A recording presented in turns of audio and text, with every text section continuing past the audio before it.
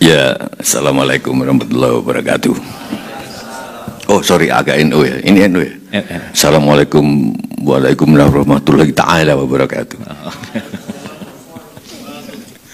Jadi saya akan nanti saya akan nyanyi sama itu Siti sama Agus, tolong siap di kursi bisa. Jadi sejak pandemi ini saya lama nggak ke kampus-kampus, nggak ke pesantren-pesantren. Saya kasih tahu biasanya saya kalau ceramah di pesantren dimanapun di Jawa Timur, saya pasti nyanyi dan itu bukan bagian dari perform. Tadi Abu Marlo nanya nanti perform. Saya nyanyi bagian dari ceramah saya karena orang kalau ilmunya sudah tinggi itu nggak cukup hanya dengan kata-kata gitu loh. Okay. Jadi, tapi Kiai Fuad ilmunya tinggi karena sudah membangun jalan raya yang belum tahu mau ngapain, yang bahkan sepeda motor aja nggak ada. Itu lebih dari Nabi Nuh yang membangun perahu di atas bukit. Gitu loh. Tapi Kiai Fuad jangan gede rasa dulu, masih kalah sama rakyat saya Janjukers di Jawa Timur. Iya, jadi suatu malam saya habis ceramah di Jember, saya diajak makan soto, ngomong, terus dia minta saya bikinkan mas kawin untuk istrinya. Puisi, saya bikin puisi di tempat soto itu. Habis puisi saya serahkan, terus kamu nikah nggak dulu? Masih kalah sama rakyat saya, itu minta mas kawin belum tahu istrinya siapa. Itu jauh berpikir ke depan. Tapi saya salut lagi sekali tepuk tangan untuk Kiai Fuad. Jadi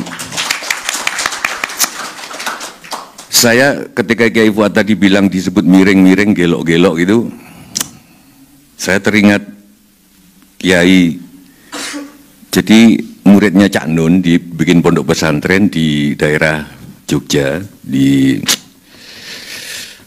pantai Jogja itu apa namanya? Di Parangtritis dekat situ, Kiai Mujamil. Muridnya Cak Nun, berarti kalau ke saya hitungannya cucu murid saya kan, Cak Nun murid saya kan gitu. Kata-kata aja nempel Buya ke saya, Buya Sakur. Jangan Kang Maman, jangan kamu mengaku umat Kanjeng Nabi kalau kamu nggak dijuluki Majnun. Itu nempel kalau kamu nggak dijulukin gila. Karena Nabi sendiri dijulukin Majnun, tolong dicek gitu loh. Karena kalau saya pikir-pikir orang yang punya cita-cita pasti dianggap gila. Nah kebanyakan anak sekarang takut dianggap gila. Saya tiap hari latihan vokal dulu itu mungkin hampir 6 jam. Teriak-teriak di gedung sate, di depan gedung sate malam-malam. Terus apalagi sepeda motor sudah punya helm, harus pakai helm lebih. Jadi naik sepeda motor terus sambil teriak-teriak latihan vokal. Sambil naik motor orang gila.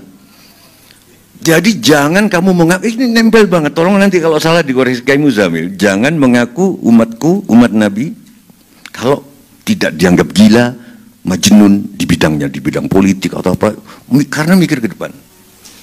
Jadi saya kira catatan itu. Terus catatan untuk Buya Sakur, setahu saya kalau kita orang normal, kalau ada pengusaha sukses, jangan tanya kapan sukses. Pertanyaan yang paling bagus, berapa kali sampean gagal? Ya kan?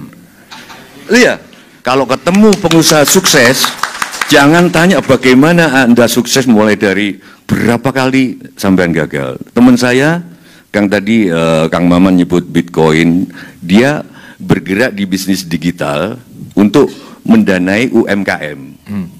Jadi UMKM itu karena susah nyari di bank, maka dia menjadi mak comblangnya gitu Kang Maman. Siapa yang mau invest 2.000 atau 2 juta ke tukang bakso. Jadi melalui digital, nah dia dan sekarang dia jadi kaya raya. Tapi berapa kali dia gagal? Ribuan kali dia invest dan ketipu.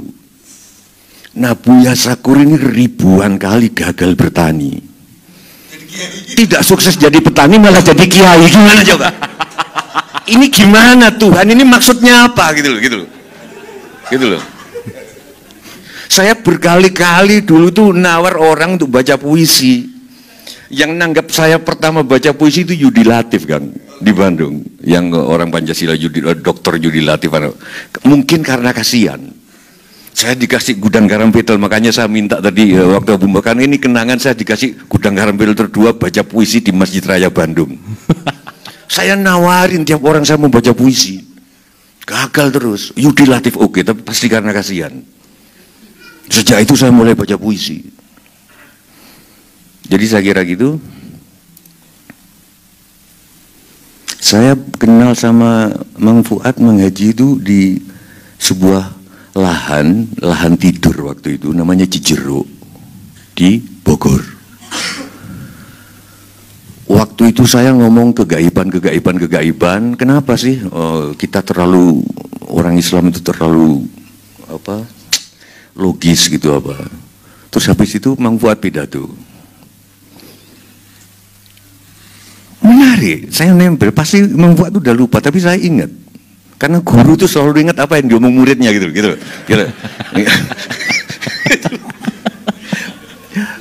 Kiai Fuad ngendiko gini dah begini. Ya jangan ngaku orang Islam, rukun iman itu yang salah satunya percaya kepada hal gaib. Nah terus beliau mengatakan juga, waktu itu yang pemilik lahan tidur itu pengen mendirikan pesantren. Kiai Fuad bilang, kalau keinginan itu sudah disampaikan dan didoakan oleh 40-an lebih yang hadir waktu itu, memang lebih, akan kejadian. Itu kira-kira 2 atau 5 tahunan yang lalu. Dan sekarang alhamdulillah di tempat itu telah berdiri pesantren namanya Siti Dumila. Saya termasuk yang ngasuh di situ, nanti saya ngajari gamelan karena saya nggak bisa ngaji. Nah saya, tolong ngambilin gitar Abu Umar, kamu kan masih muda jadi boleh aku suruh-suruh gitu. Mas Agus bisa dicoba gitarnya. Itu mic-nya satu-satu aja, Agus sama, bisa nggak mic-nya masih banyak. Ini mohon maaf sekali kalau misalkan, ya ini nyala nggak? Jadi saya itu biasanya Pak Fuad kalau ke pesantren atau apa, saya datang H-1 untuk melatih paduan suara di tempat itu. Nah kenapa kok ini baru saya minta jam 1 siang tadi, dadakan. Kenapa? Karena saya sudah lama nggak ceramah, nganggur pandemi ini. Terus dikasih job sama Mang Fuad. Gimana? Tuhan kalau guru kan kurang ajar banget kan gitu. Yang ngasih job itu teman sendiri. Biasanya kan lewat manajer saya.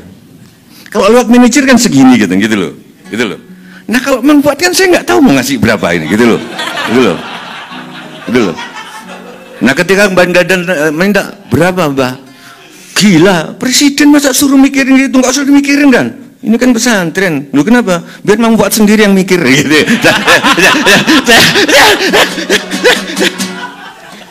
Gusti Allah cara bikin rezeki nanti hubungannya sama ketahanan pangan.